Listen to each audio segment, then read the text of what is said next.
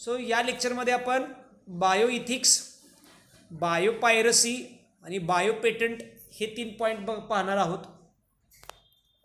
Bio ethics म्हणजे biological किंवा जीवशास्त्राची नीतिमत्ता. Bio piracy म्हणजे चोरी किंवा रॉबरी, म्हणजे बायोलॉजीमध्ये सुद्धा जीवशास्त्रातली सुद्धा चोरी होऊ शकते. ओके, बायोलॉजिकल मटेरियल रॉबरी होऊ शकतं, बरोबर आहे. आणि बायोपेटंट म्हणजे एखाद्या नवीन बायोलॉजिकल इन्व्हेन्शन्सवरती पेटंट घ्यायची. समजलं. त्याच्यामध्ये पहिला पॉईंट आहे बायो इथिक्स. बायो इथिक्समध्ये काय म्हटलंय? Ethics usually deals with matter related to socially accepted moral duty, conduct and judgement. म्हणजे या ठिकाणी तुम्ही जर इथिक्स जर बघितलं, बायो इथिक्स म्हणजे काय? Usually deals with matter related socially accepted moral duty, म्हणजे समाजानं घेतलेलं एक जे काय मोरल आहे किंवा समाजानं घेतलेला एक बोध आहे त्याच्यावरती बरंचसं डिपेंडेंट आहे. कंडक्ट अँड जजमेंट, त्याच्यावरनं समाजानं किंवा लोकांनी कशा पद्धतीनं जजमेंट केलेलं आहे हे सगळं बायो इथिक्समध्ये येतं. ओके, थोडीशी क्रिटिकल लँग्वेज आहे, अंडरस्टँडिंगला सोपी आहे. सेकंड पॉईंट काय म्हटलं आहे?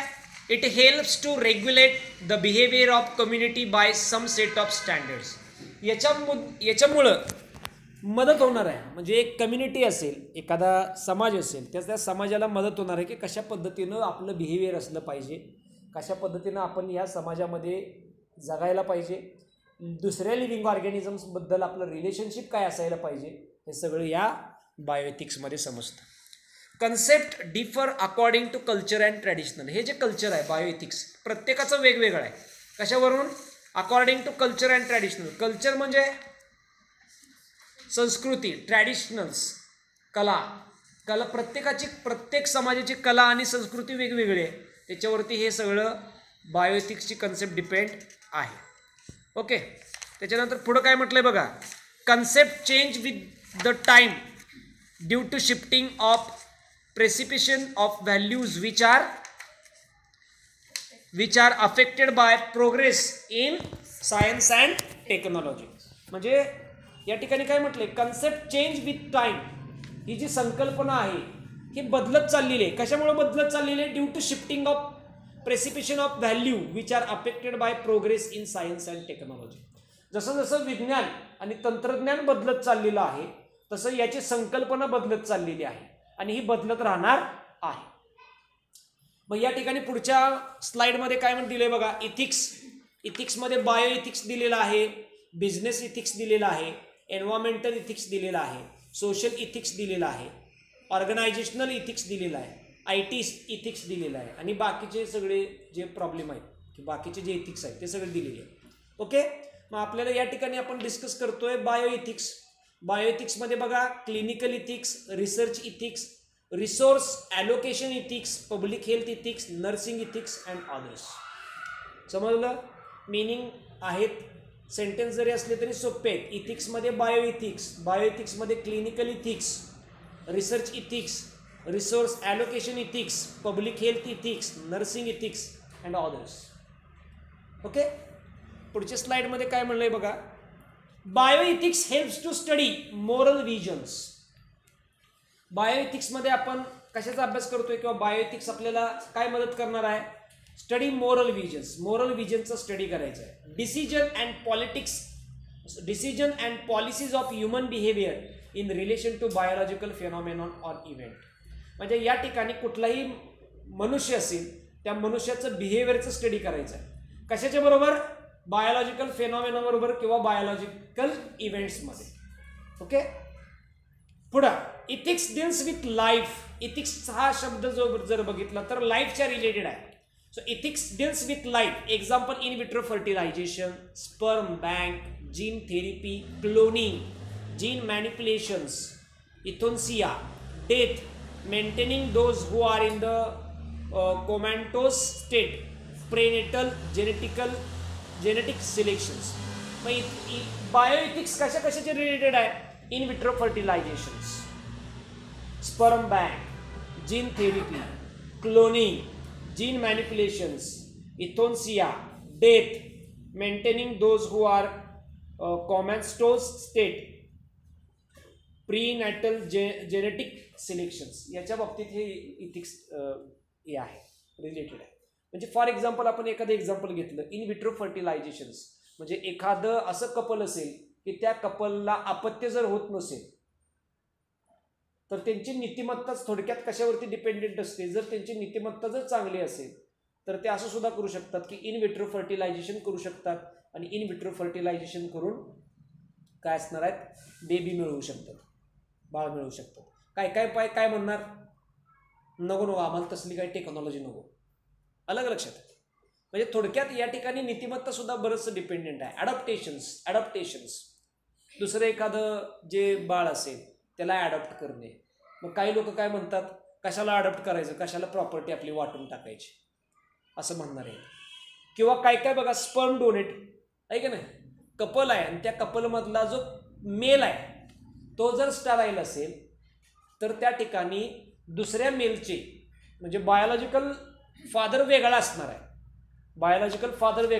त्या मेलचे स्पर्म्स घ्यायचे आणि फिमेलला प्रोव्हाइड करायचे, फिमेलमध्ये इंजेक्ट करायचे. बेबी जे होणार आहे त्याचा बायोलॉजिकल फादर काय असणार आहे, वेगळा असणार आहे. मग काही लोकांना ते चालतं, म्हणजे वेस्टर्न कंट्रीजमध्ये तसं काय प्रॉब्लेम नाही.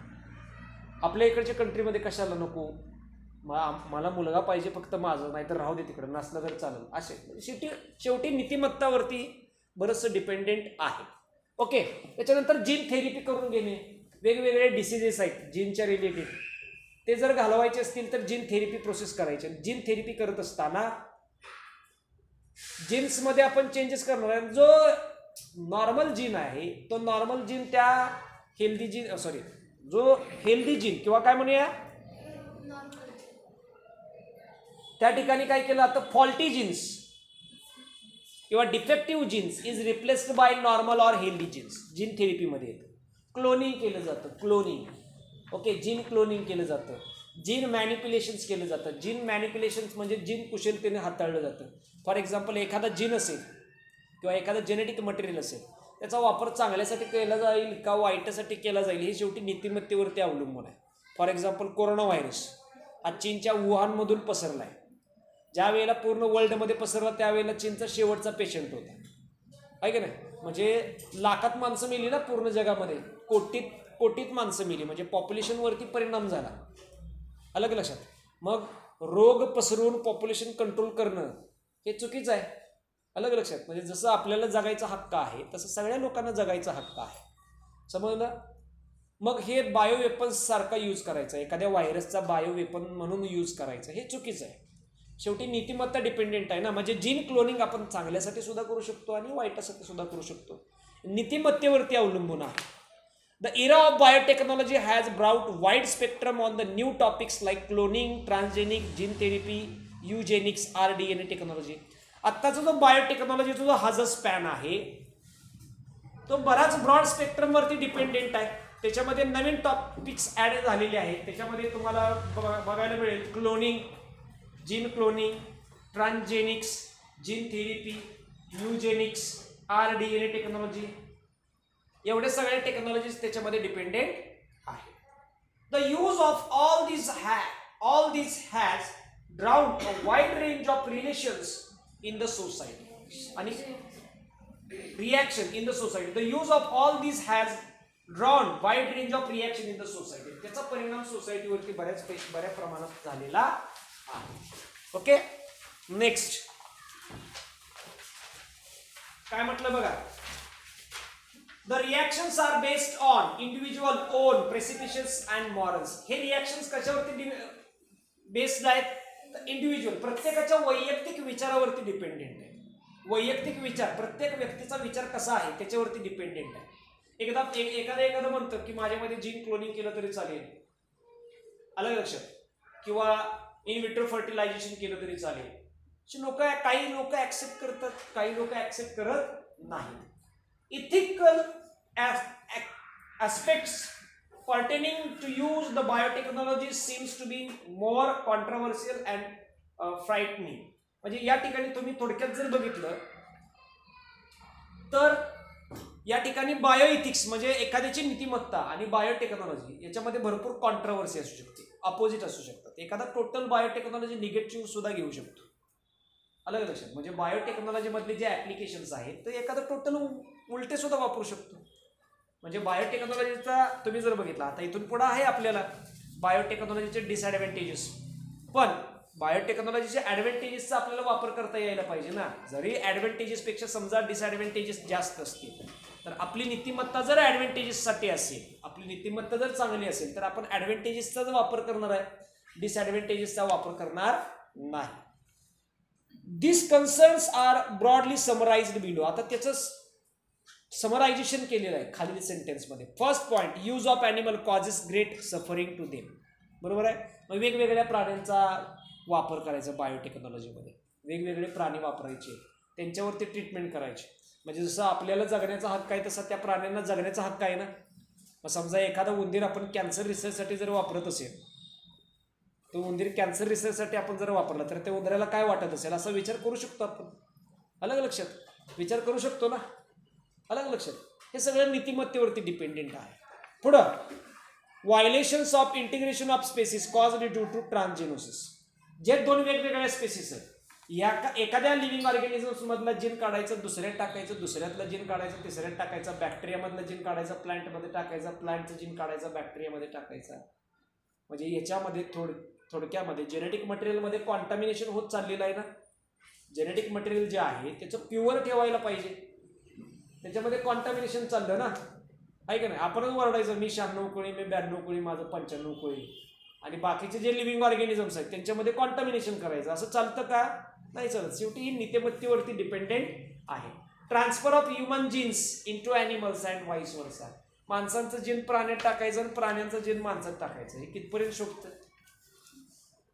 बरोबर आहे का? पुढे, indiscriminate use of biotechnology pose risk to the environment, health and biodiversity. ज्या वेळेला आपण बायोटेक्नॉलॉजीचा इनडिस्क्रिमिनेट यूज करणार आहे, अति वापर करणार आहे, बरोबर आहे, एखाद्या गोष्टीचा आपण अति वापर करणार आहे, त्यावेळेला त्या ठिकाणी पर्यावरणामध्ये तिची रिस्क आहे, हेल्थवरती रिस्क आहे, आणि बायोडायव्हर्सिटीवरती म्हणजे जैवविविधतेवरती तिची रिस्क आपल्याला बघायला मिळणार आहे. समजतंय ना? सोपं आहे ना? पुढं, the introduction of genetically modified organisms, that is GMOs, has led to wider debate on ethical concern affecting social, economical and environmental spheres. म्हणजे ज्या वेळेला एखादा जेनेटिकली मॉडिफाईड ऑर्गॅनिझम्स इंट्रोड्यूस करायचा असेल, ज्या वेळेला एखादा जेनेटिकली मॉडिफाईड ऑर्गॅनिझम्स तयार केला असेल, तो जर इंट्रोड्यूस करायचा असेल, एन्व्हायरमेंटमध्ये जर त्याला ठेवायचं असेल, तर त्याच्यावरती एक मोठी डिबेट बसवली जाते. आणि डिबेट बसवत असताना त्याचे ॲडव्हान्टेजेस आणि डिसएडव्हान्टेजेसचा सगळं पाहिलं जातं. म्हणजे त्याचे ॲडव्हान्टेजेस किती, डिसएडव्हान्टेजेस किती. ॲडव्हान्टेजेसचा विचार केला जातो, डिसएडव्हान्टेजेसचा विचार केला जातो. ॲडव्हान्टेजेस जर जास्त असतील, डिसएडव्हान्टेजेस कमी असतील, आणि पर्यावरणाला त्याचा धोका नसेल, माणसांना त्याचा धोका नसेल, मग ह्युमन हेल्थला कसल्याही पद्धतीचा धोका नसणार आहे, बायोडायव्हर्सिटीला जर धोका नसेल, तरच ते जेनेटिकली मॉडिफाईड क्रॉप एन्व्हायरमेंटमध्ये इंट्रोड्यूस केलं जातं. अन्यथा त्याच्यावरती लगेच बॅन आणला जातो. समजलं? फॉर एक्झाम्पल बीटी कॉटनचं जर तुम्ही जर एक्झाम्पल घेतलं, ट्रान्सजेनिक प्लांट आहे, बरोबर आहे, उत्पादन क्षमता वाढली, इन्सेक्ट रेजिस्टन्स झालं, कसल्याही प्रकारची अळी त्याच्यावरती परिणाम करू शकत नव्हती, त्यामुळे उत्पादन वाढलं. पण ज्या मातीमध्ये बीटी कॉटन लावलं त्या मातीची उत्पादन क्षमता, दुसरं पीक घेण्याची क्षमता कमी झाली, त्याच्यावरती लगेच बॅन आणला. समजलं? या पद्धतीने. त्यामुळं कुठलंही जेनेटिकली मॉडिफाईड ऑर्गॅनिझम्स इंट्रोड्यूस करत असताना त्याचे ॲडव्हान्टेजेस, डिसएडव्हान्टेजेस याच्यावरती एक मोठी डिबेट बसवली जाते. आणि डिबेट बसून मग त्याला काय दिलं जातं? ग्रँट दिली जाते. तोपर्यंत ग्रँट दिली जात नाही. These include the effect on non-target organisms, insect resistance crops, gene flow and loss of diversity, as well as issue on interfering with nature in which modification process itself disturbing the natural process of biological entities. याच्यामध्ये काय काय include होतं? For example एखादी insect resistance variety मी तयार केली, समजा मेज plant आहे, त्या मेज प्लांट मध्ये मी इन्सेक्ट रेजिस्टन्स व्हरायटी तयार केली, आणि इन्सेक्ट रेजिस्टन्स व्हरायटी तयार केल्यानंतर ती व्हरायटी वरती पॉलिनेशन करणारा जरी इन्सेक्ट आला तरी तो त्याला मारत जर असेल किंवा तो जर मरत असेल, टार्गेटेड इन्सेक्ट तर मारता येतच, पण त्याच्याबरोबर जर नॉन टार्गेटेड इन्सेक्ट जर मरत असतील, पॉलिनेशन करणारे इन्सेक्ट मरत असतील, एन्व्हायरमेंट मधले इम्पॉर्टंट इन्सेक्ट जर मरत असतील, तर त्या प्लांटचा काय फायदा आहे का? नाही. म्हणजे टार्गेटेड इन्सेक्ट बरोबर नॉन टार्गेटेड इन्सेक्ट सुद्धा मरता येत ना. अलग लक्षात. म्हणजे आपण विचार काय केला होता की आपल्याला फक्त टार्गेटेड इन्सेक्ट वापरायचे, मारायचे. त्याच्यामुळे जर नॉन टार्गेटेड इन्सेक्ट म्हणजे युजफुल इन्सेक्ट जे पॉलिनेशन करतात, पॉलिनेशन प्रोसेसला मदत करतात, तसले जर मरत असतील तर ते आपण वापरू शकत नाही. ओके. त्याच्याबरोबर तुम्ही बघितलं एखाद्या लिव्हिंग ऑर्गॅनिझम्स मध्ये आपण मॉडिफिकेशन करणार आहे ना. अलग लक्षात. जेवढे सगळे लिव्हिंग ऑर्गॅनिझम्स आहेत जेनेटिक इंजिनिअरिंगच्या मदतीनं, बायोटेक्नॉलॉजीच्या मदतीनं आपण त्याच्यामध्ये मॉडिफिकेशन करणार आहे. Ethics in biotechnology also include general subject of what should and should not be done in using rDNA technology.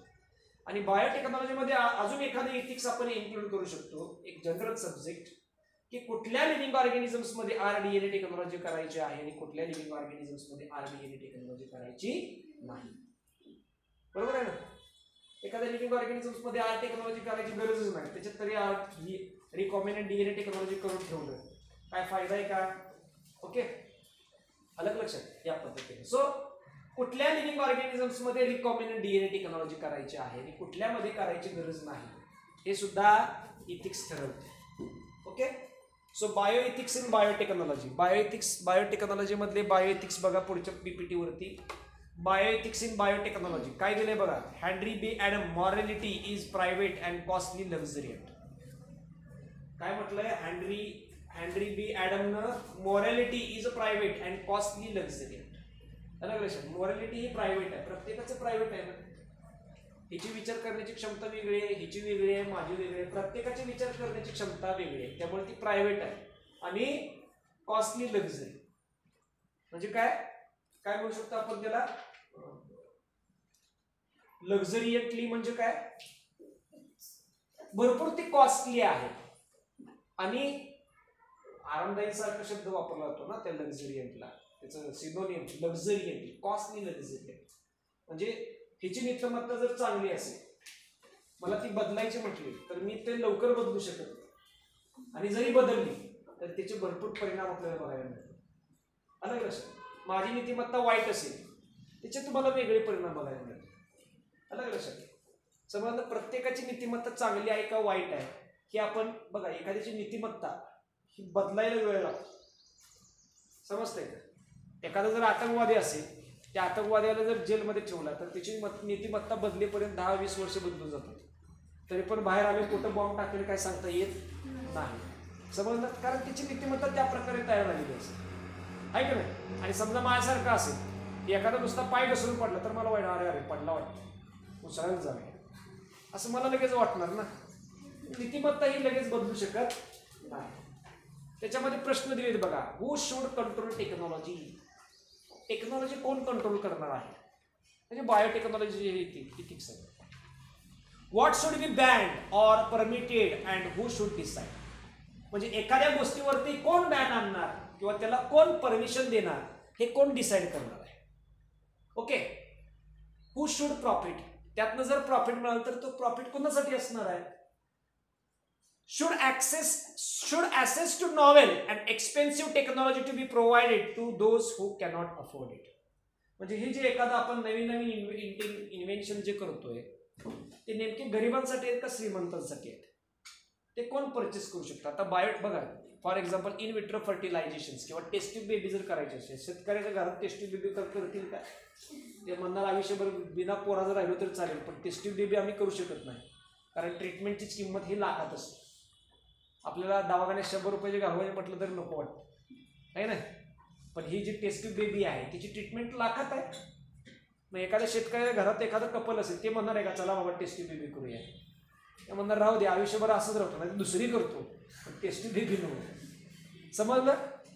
या पद्धतीने.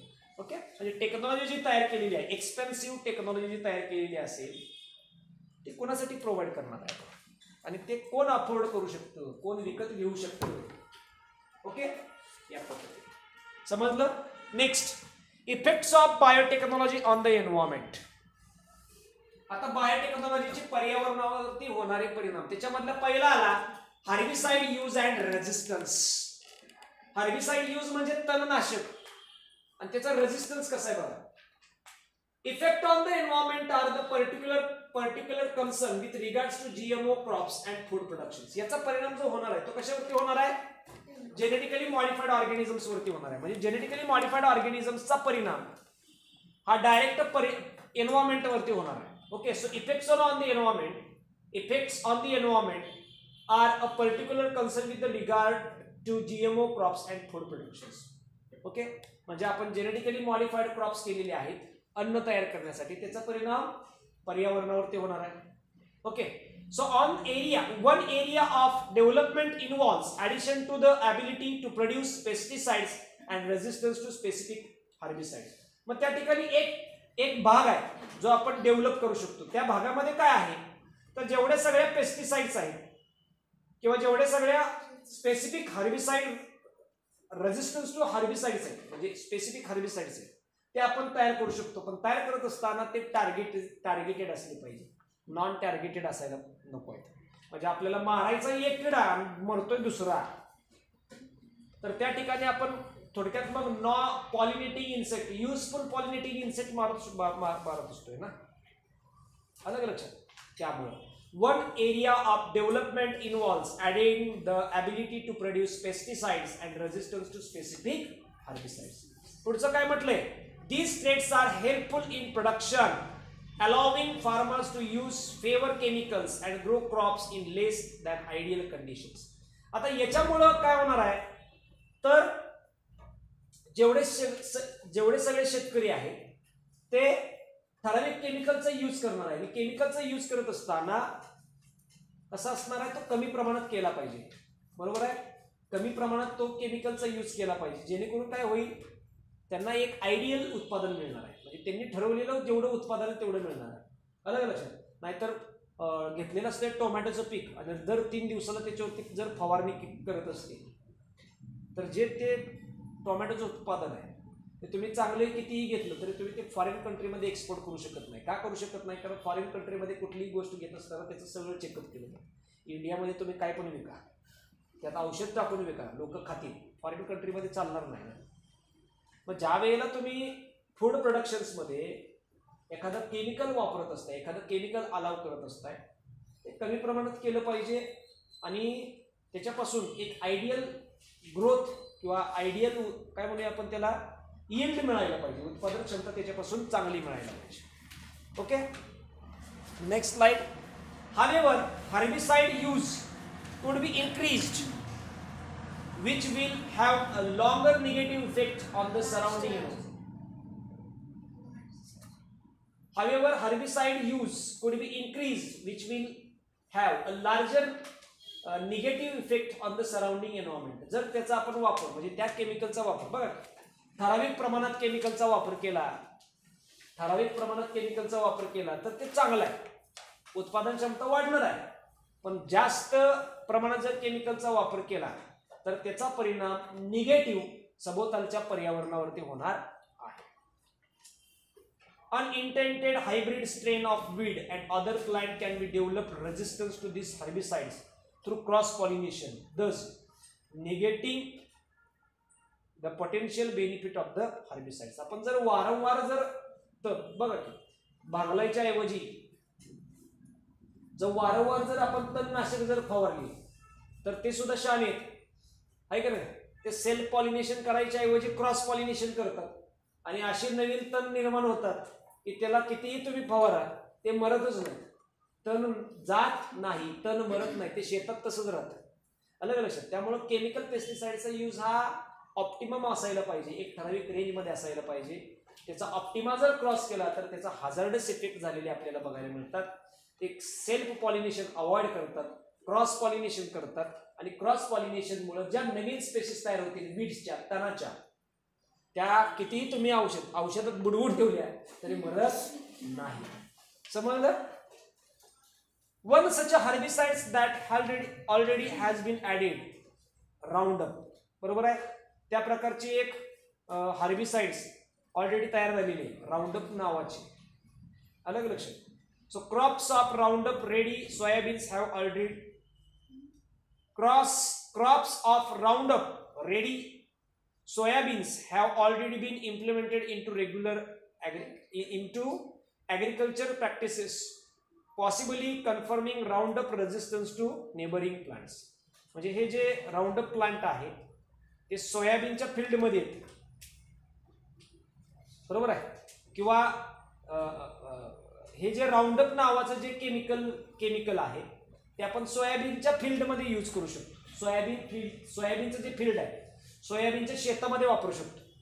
मग हे काय करतं, सोयाबीनची झाडं सोडतं आणि बाकीचे सगळे जे प्लांट आहेत बाकीचं जे तण आहे त्याला मारतं.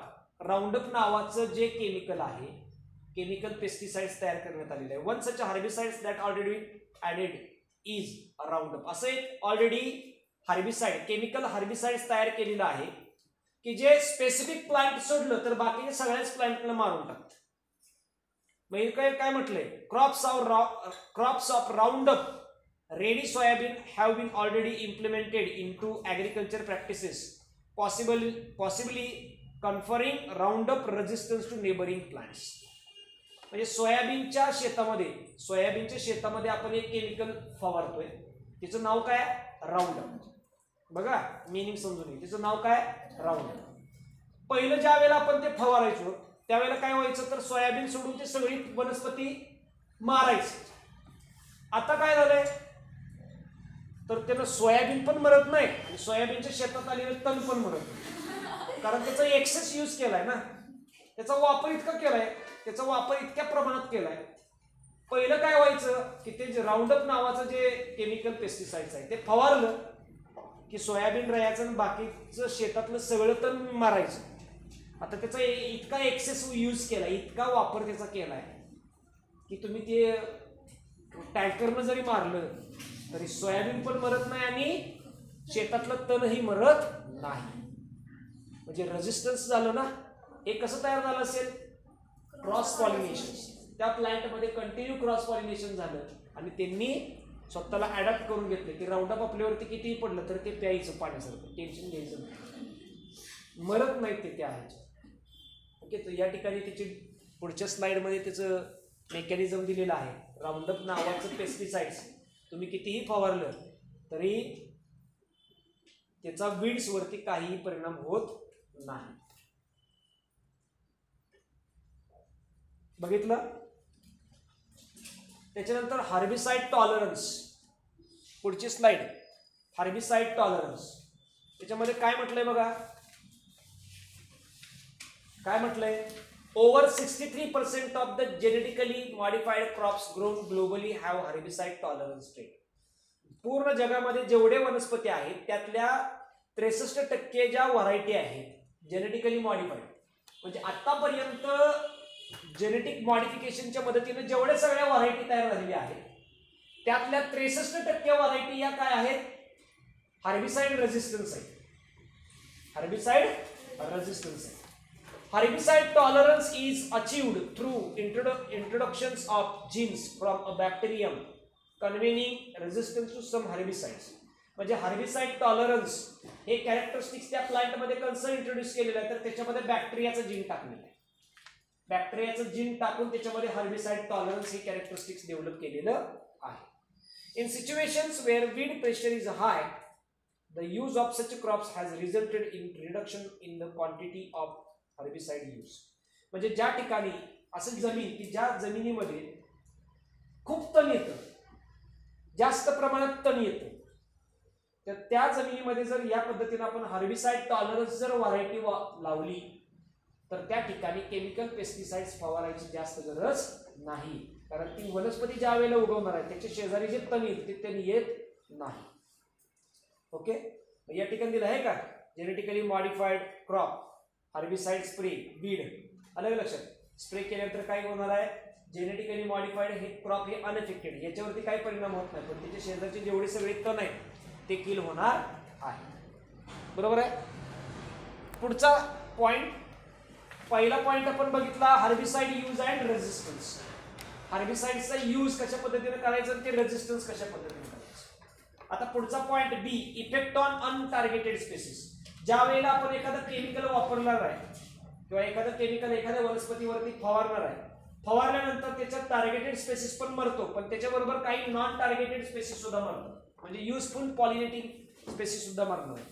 त्याच्यामध्ये बघा पहिला BT corn which produces its own pesticides is also in use today. म्हणजे बीटी कॉर्न, बीटी मका, ओके, याचा जो आपण आज काय केलंय, which produce its own pesticides, त्यानं स्वतःचा एक पेस्टिसाइड्स तयार केलाय जो आज आपण वापरतो. It has adverse effect on monarch butterfly populations which are not the originally targeted of the pesticides.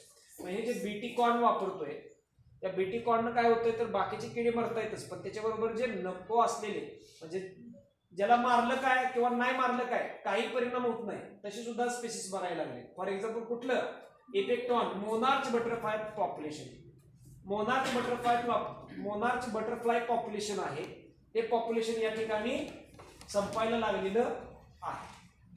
म्हणजे या ठिकाणी बघा की ज्या वेळेला ती मोनार्च बटरफ्लाय पॉप्युलेशनची जी लार्वे आहे ती त्या कॉर्नवरती ज्या वेळेला जाईल, कॉर्न खात असताना ती मरणार आहे.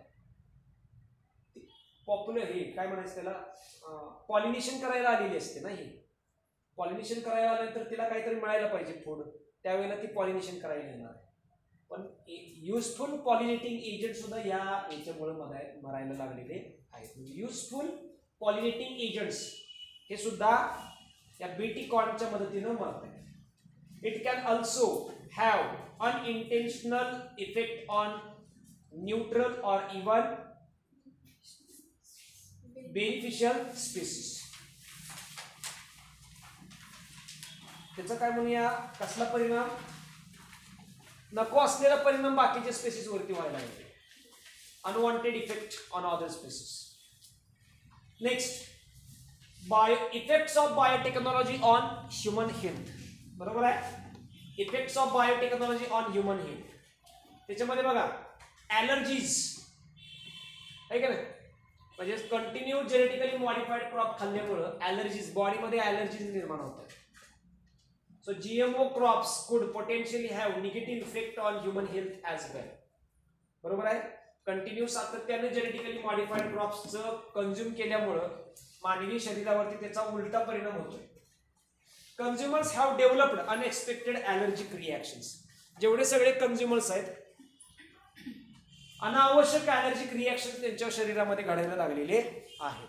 ओके, जसं आपल्यामध्ये काय होतं तर धूळ लागली वगैरे किंवा कुठलाही अनवॉन्टेड पोलन ग्रेन जर लागला तर आपल्या हाताला ते लाल चट्टे पडून खाजवतात. अलग लक्षात या पद्धतीनं. त्याच्यानंतर पुढे काय म्हटलंय बघा, consumers have developed unexpected allergic reactions. Example, researchers used a gene from the Brazil nut to increase the production of methionine in soybean. म्हणजे जेवढे सगळे शास्त्रज्ञ आहेत त्या शास्त्रज्ञांनी काय केलेलं आहे तर ब्राझील नट मधला जो जीन आहे, जो मिथेओनिन नावाचा अमायनो ॲसिड वाढवणार आहे, तो सोयाबीन मध्ये टाकला. बरोबर आहे, ते केल्यानंतर ब्राझील नट मधला जीन मिथेओनिन नावाचा अमायनो ॲसिड जो जास्त तयार करतो तो सोयाबीन मध्ये टाकला, जेणेकरून सोयाबीन मधलं प्रोटीन कंटेंट वाढेल म्हणून. त्याचा निगेटिव्ह इफेक्ट झाला, लोकांना सोयाबीन खाल्ल्यावर ॲलर्जीज झाली. Okay, so the insertion of this gene inadvertently caused allergic reaction to the soybean in those with known nut allergies. ज्यांना ते ब्राझील नट माहीत नव्हतं काय आहे ते, त्यांना सुद्धा ते वेगळ्या प्रकारच्या ॲलर्जीज निर्माण झाल्या. बरोबर. Next, long term effect. So because of genetically modified organism technology have been available for such a short amount of time, there is a relatively little research which have been conducted on long term effect on human health which cannot anticipate at the point. म्हणजे त्याचा परिणाम जास्त कालावधीसाठी होणार आहे. म्हणजे allergy ही कधी पण येऊ शकते आणि कधी पण जाऊ शकते, पण जेनेटिकली मॉडिफाईड ऑर्गॅनिझम्स किंवा बायोटेक्नॉलॉजीच्या मदतीनं तयार केलेली एखादी स्पेसिस आपण जर खाल्ली तर त्याचा इफेक्ट लॉंग टर्मसाठी राहू शकतो, जास्त दिवसासाठी ती ॲलर्जी शरीरामध्ये राहू शकते. New proteins proteins that have never been ingested before by human are now part of the food that people consume every day. New protein म्हणजे असे नवीन नवीन प्रोटीन जे माणसानं कधीच त्याच्यापूर्वी खाल्ले नव्हते आणि माणसांना पचत पण नव्हते, ते माणसांच्या अन्नांमध्ये आता रोजच्या रोज मिळायला लागलेले. त्यामुळे डायजेस्टिव्ह सिस्टम त्यांच्या बिघडायला लागलेली आहे. Their potential effect on the human body are unknown so far. आणि त्याचा परिणाम आजपर्यंत आपल्याला माहीत नाही, ते कालांतरानं माहीत होईल हळूहळू. ओके. त्याच्यानंतर फूड ॲडिटिव्स बघा. GMOs are also present us with possibilities of introducing additional nutrient into foods as well as antibiotics and vaccines. म्हणजे जेनेटिकली मॉडिफाईड ऑर्गॅनिझमच्या मदतीनं आपण जे रोजच्या रोज अन्न खातोय त्या अन्नातूनच आपल्याला अँटीबायोटिक्स मिळत आहेत, वेगवेगळे न्यूट्रिशन्स मिळत आहेत आणि वेगवेगळे वॅक्सिन्स मिळत आहेत. Okay. This availability of technology can provide nutrition and disease resistance to those countries that don't have the means to provide this and otherwise. म्हणजे ज्या देशांमध्ये लोक डायरेक्ट विकत घेऊ शकत नाही, अगदी गरीब देश आहेत. फॉर एक्झाम्पल तुम्ही ब्राझील कशामध्ये आफ्रिका खंडामध्ये जर बघितले, इतके गरीब देश आहेत की त्या देशांमध्ये लोकांच्याकडं खायला अन्न नसतं. कुपोषण माल न्यूट्रिशनचं पर्सेंटेज जास्त आहे, अबोव 60%, 60% जास्त आहे. तिकडे देशांमध्ये दरडोई उत्पन्न कमी आहे. बरोबर आहे. म्हणजे थोडक्यात एक वेळेचं जेवण त्यांना व्यवस्थित मिळत नाही. आलं लक्षात.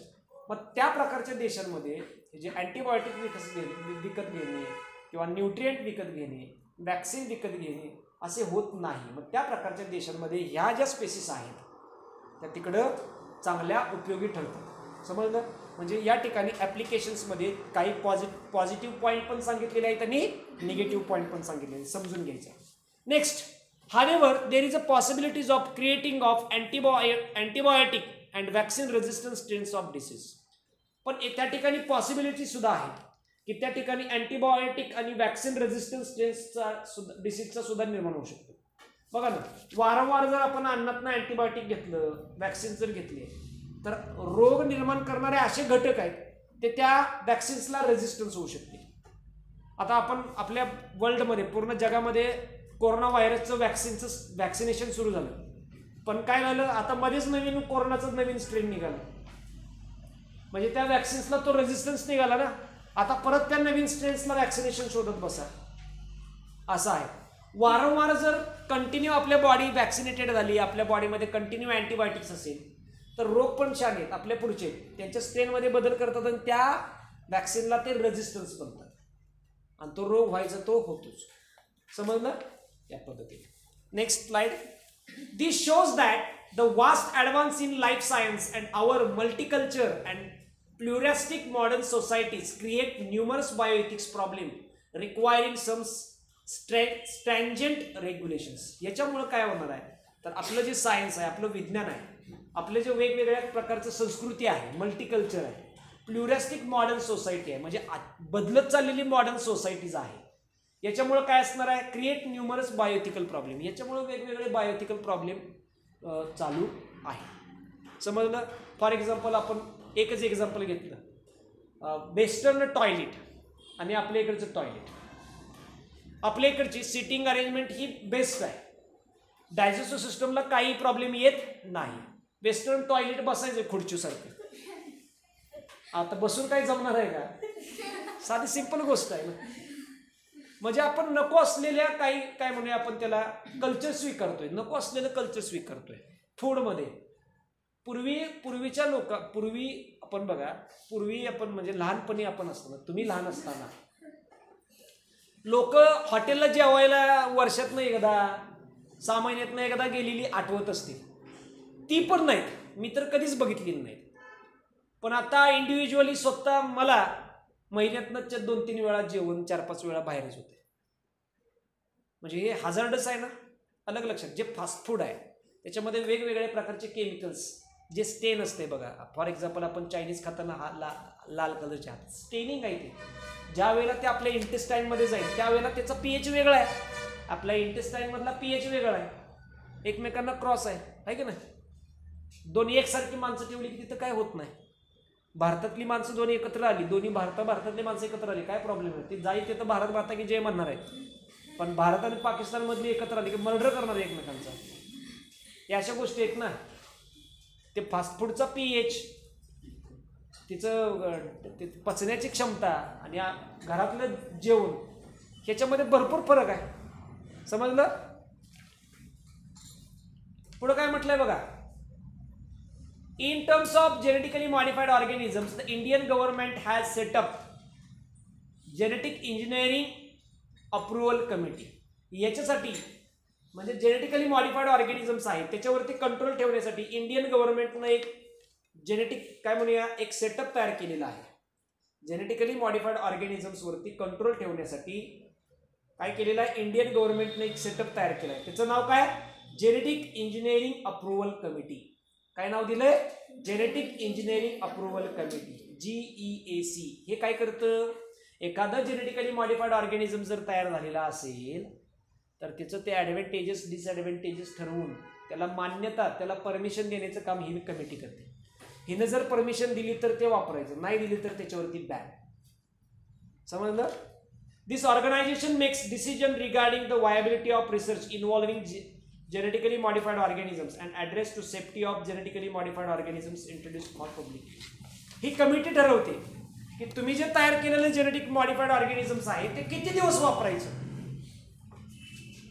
आणि त्याचा वापर लोकांना करण्यासाठी द्यायचं का नाही. समजा एखादी नवीन व्हरायटी मी तयार केली तर ती व्हरायटी किती दिवस वापरायची शेती आणि ती शेतकऱ्यांना वापरण्यासाठी द्यायची का नाही ही जेनेटिक इंजिनिअरिंग अप्रुव्हल कमिटी ठरवते. समजलं? Next,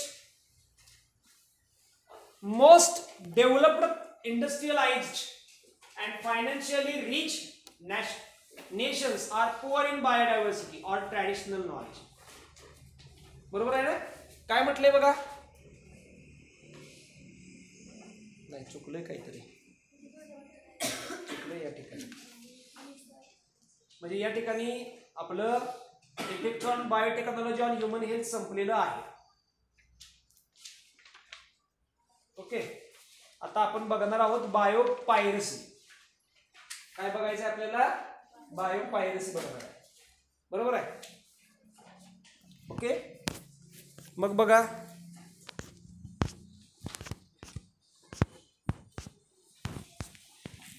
बायोपेटंट and बायोपायरसी. त्याच्यामध्ये पहिला बायोपेटंट. काय म्हटलंय? Patent is a specific right granted to inventor by government. Patent हा असा एक हक्क असतो की जो गव्हर्नमेंट एखाद्या व्यक्तीला देतं. बरोबर आहे?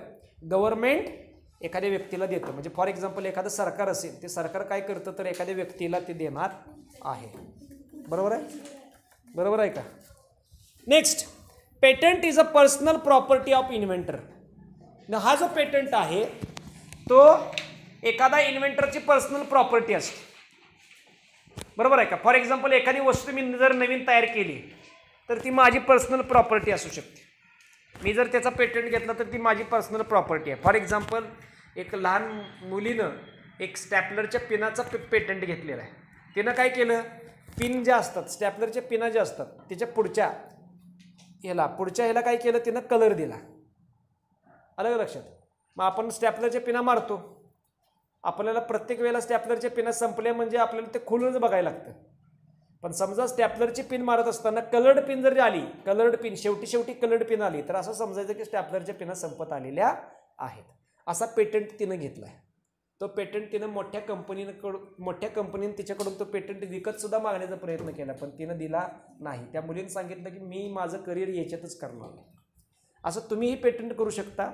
पेटंटवरती आपला मालकी हक्क असतो, लक्षात ठेवायचं. आणि तो मालकी हक्क आपण सरकारकडून घेऊ शकतो. समजलं? It can be sold like any other property. तर ते तुम्ही दुसऱ्या प्रॉपर्टी जसं विकता तसं तुम्ही ते विकू शकता. अ पेटंट कन्सिस्ट ऑफ 3 पार्ट. पेटंटमध्ये 3 प्रकार आहेत. ग्रँट म्हणजे ॲग्रीमेंट विथ द इन्व्हेंटर, म्हणजे सरकारने दिलेली परमिशन, ग्रँट. दुसरा स्पेसिफिकेशन. स्पेसिफिकेशन म्हणजे त्यातलं सब्जेक्ट मॅटर, पेटंट नेमका कशावरती डिपेंडेंट आहे. आणि तिसरा claim, scope of invented to be protected. म्हणजे क्लेम म्हणजे काय असणार आहे, तर फॉर एक्झाम्पल आपल्यावरती कसं समजा पॉलिसी काढली, माझ्यावरती इन्शुरन्स काढला आणि मला काय झालं तर मला क्लेम मिळू शकतो. तसं आहे. समजा माझा एखादा पेटंट नेहानं असाच वापरला, मी तिच्यावरती क्लेम करून तिच्याकडनं पैसे वसूल करू शकतो. समजलं का, या पद्धतीने.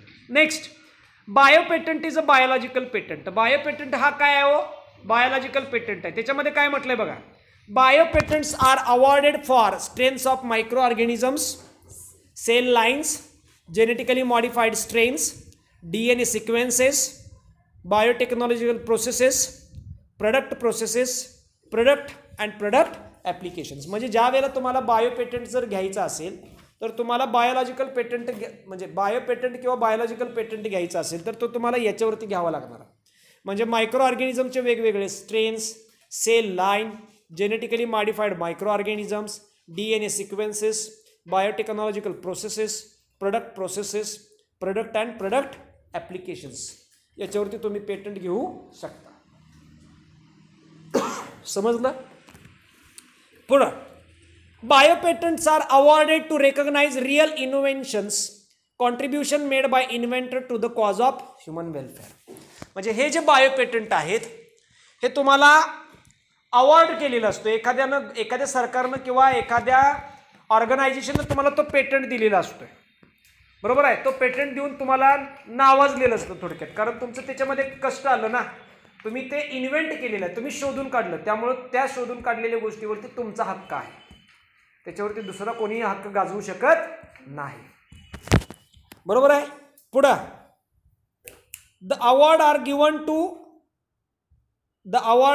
टू इनकॅल्क्युलेट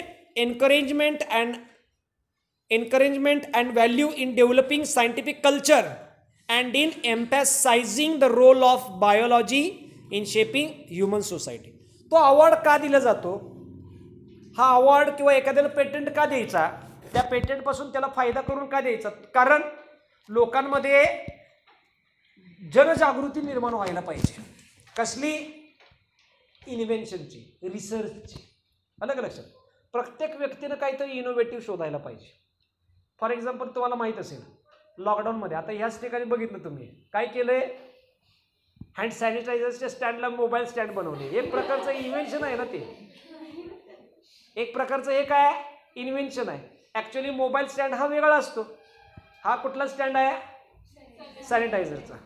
अलग लक्षात, पण त्याला मोबाईल अडकून मोबाईल स्टँड केलं ना, इन्व्हेन्शन झालं. असं प्रत्येक समाजामध्ये, कम्युनिटीमध्ये हे असायला पाहिजे, इन्व्हेन्शन असायला पाहिजे.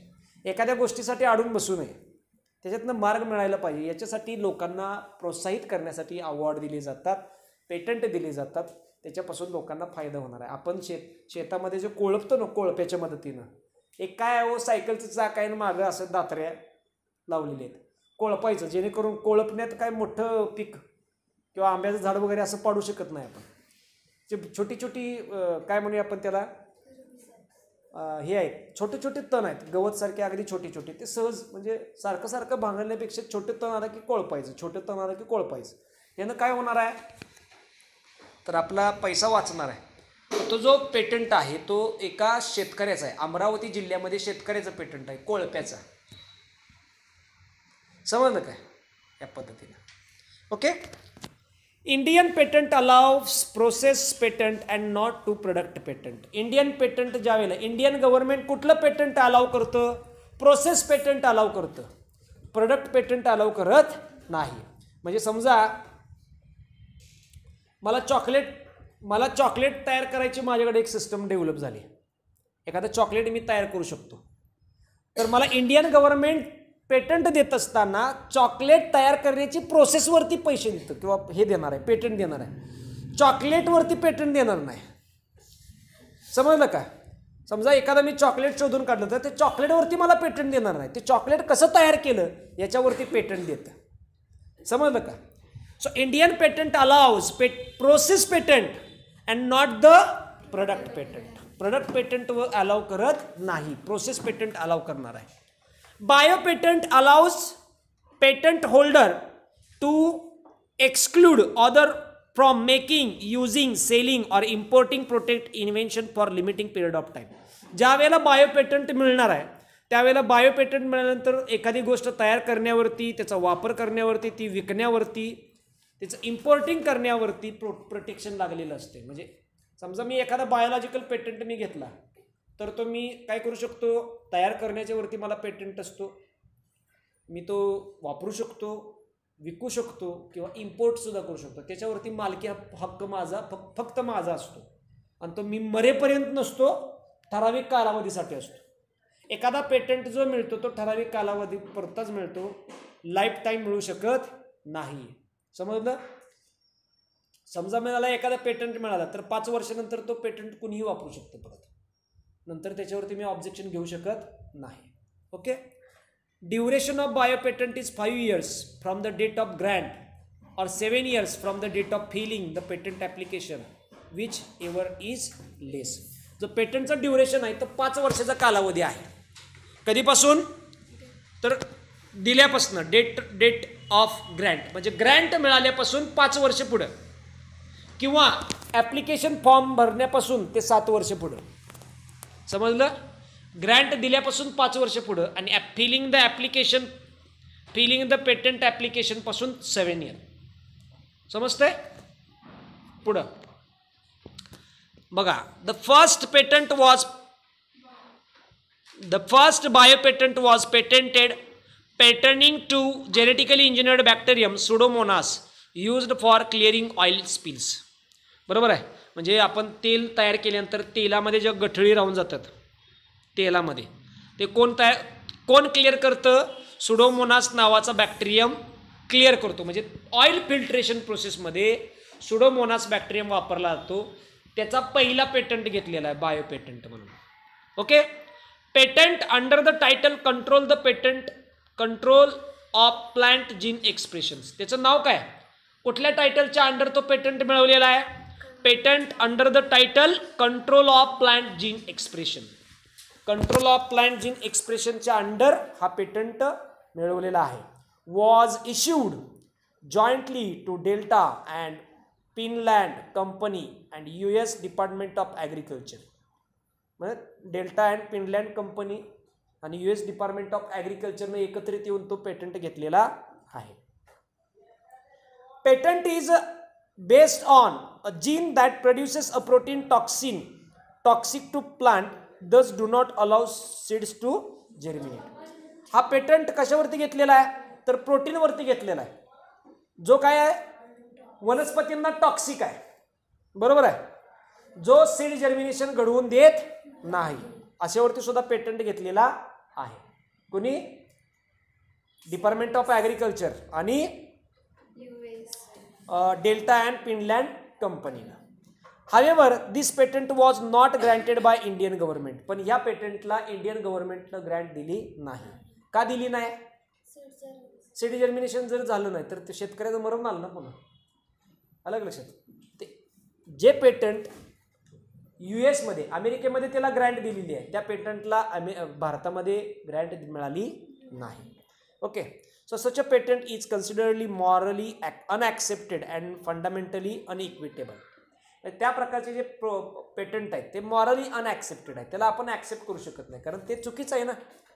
तुम्ही एखादं प्रोटीन असं तयार करताय की त्या प्रोटीनमुळं तुमचं सीड जर्मिनेशन जर 0 होत असेल तर काय आहे, त्या पेटंटचा फायदा माणसांसाठी झाला का? नाही. त्यामुळं जरी अमेरिकन गव्हर्नमेंटनं त्याला ग्रँट दिली असेल तर इंडियन गव्हर्नमेंटनं त्या प्रकारच्या याला ग्रँट दिली नाही, कारण भारताचा हेतू आहे जे काही तुम्ही संशोधन करा ते चांगल्यासाठी करा. समजलं? पुढं. This is because of financially powerful corporation would acquired monopoly over biotechnological process. ह्याच्यामुळं काय असणार आहे, जे फायनान्शियल कंट्रीज आहेत त्याच्याकडे भरपूर पैसा आहे, त्यांना काय वाटतं फक्त इन्कम सोर्स हा आपला असायला पाहिजे, दुसऱ्याकडं नको आहे. त्यामुळे ते मोनोपॉली डायरेक्शननं चालत असतं. फक्त ओनली वन वे. आपण फक्त एकटं कसं मोठं होऊन बाकीचे कसे छोटे राहतील या पद्धतीने चालतात. त्याच्यामध्ये तुम्हाला माहीत आहे अमेरिका आला, चायना आला, बरोबर आहे. पाकिस्तानला जेवायला मिळत नाही, हे देश आले त्याच्यामध्ये. Right. In turn would pose a threat to global food security. याच्यामुळं काय असणार आहे ग्लोबल फूड सिक्युरिटी धोक्यात आली असते आहे ना. प्रोटीन प्रोव्हाइड करायचं आणि काय असणार आहे, वनस्पतींचे जेवढे सगळे बी आहेत त्यांचे बदल सीड जर्मिनेशनच घालवायचं. घालवल्यावर काय होणार, बाकीचे देश उपाशी मारणार. हे काहीतरी करून तयार करतील पण बाकीच्या देशांचं काय. आलं का लक्षात. या पद्धतीने आपण पुढच्या लेक्चरला बायोपायरसी हे पाहणार.